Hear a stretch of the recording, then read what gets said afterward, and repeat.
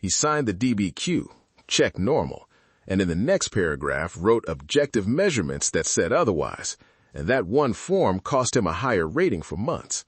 I'm Cameron Burrell, and today we read the DBQ like a rater so you don't lose what you've earned. Welcome to Veteran Benefits Reset. Quick heads up before we dive in. This is education, not individualized legal or medical advice. Every claim is different. Verify current VA guidance and work with a VA-accredited VSO, claims agent, or attorney when needed. All right, let's get practical. All right, what is a DBQ? It's short for Disability Benefits Questionnaire. Think of it as a standardized form clinicians use to turn exam findings into the facts a rater needs. Numbers, tests, limitations, yes or no boxes, and short narratives.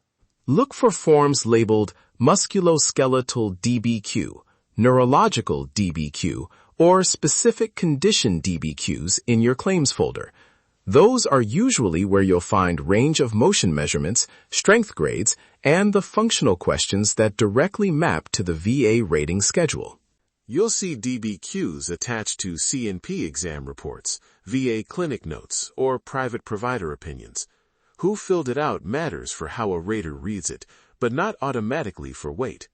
A careful private DBQ can be persuasive. A poorly filled VA DBQ can create problems. Read the content, not just the signature. What actually moves a claim?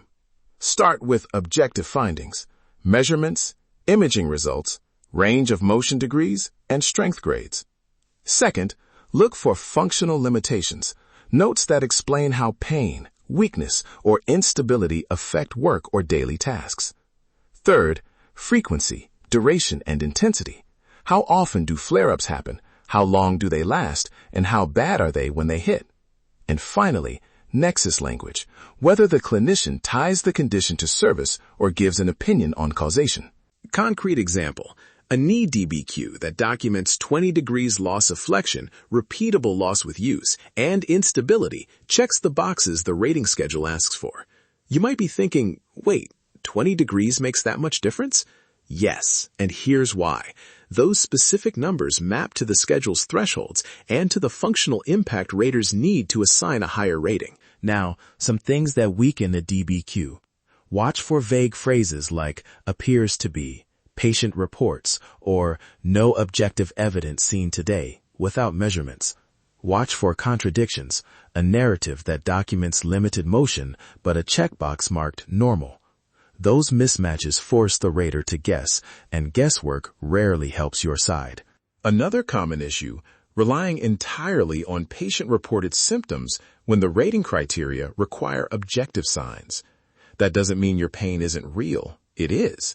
But for many ratings, the rater needs documented objective results, range of motion, strength testing, positive imaging, or nerve studies to support the percentage assigned.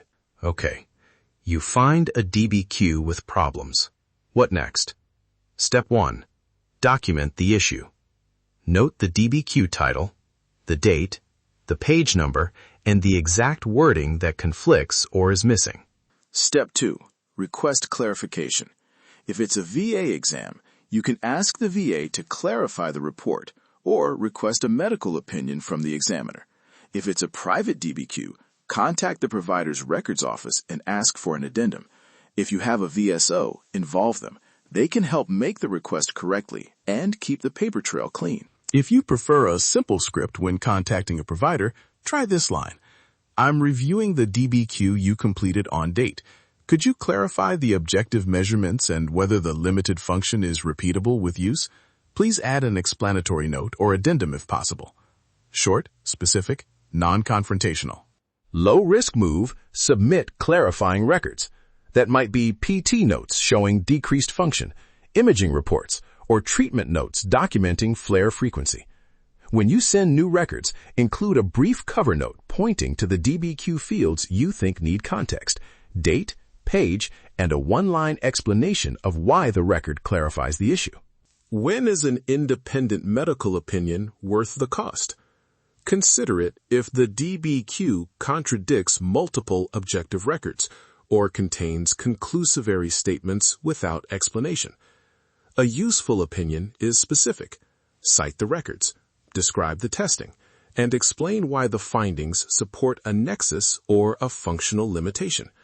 Broad, vague statements don't help. Quick 5-point checklist to use the next time you open a DBQ. 1. Objective findings. Are there measurements or imaging? 2. Functional impact. Does it show how symptoms affect work or daily life? 3. Frequency, duration, intensity. Are flare-ups described? 4. Contradictions. Do any boxes conflict with the narrative? 5. Nexus.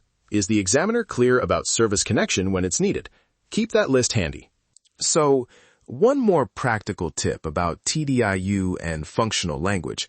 Statements like, unable to sustain full-time employment due to frequent flare-ups requiring rest, matter when backed by records that show unscheduled breaks, reduced productivity, or limitations on duties. Ask clinicians to describe how often symptoms force workplace interruptions or task reductions. Do this now, 5 minutes. Pull the DBQ attached to your active claim or your most recent CNP exam. Use the 5-point checklist and write one sentence. Does the DBQ support your claim or does it need clarification? That single sentence tells you your next step. Submit records, request an addendum, or seek an independent opinion. Remember the risks. Don't treat one DBQ as the whole case. Build a broader record. And be careful correcting medical records. Follow proper channels so you don't create delays. If you're unsure, involve a VSO. Facts over frustration. Organize the issue, gather supporting records, and present the clarification clearly. If this episode helped, follow the podcast and leave a review. It helps other veterans find practical guidance. Download the free 7-step Veteran Benefits Reset Guide at vetbizmedia.com/veteran7 to get a ready-made checklist for organizing military, medical, employment, and VA records. Thanks for listening to the Veteran Benefits Reset Podcast. I hope today's episode gave you a clear way to read DBQs and one practical action you can take right now. This is education, not individualized legal or medical advice. Work with a VA-accredited VSO, claims agent, or attorney for case-specific questions. Stay organized, stay informed, stay ready. Thank you for listening to the Veteran Benefits Reset Podcast. If you found today's episode helpful, follow the podcast, leave a review, and share it with another veteran who could benefit. Download your free 7-step Veteran Benefits Reset Guide at vetbizmedia.com/veteran7. And remember, your service did not expire. Your story is still worth reviewing.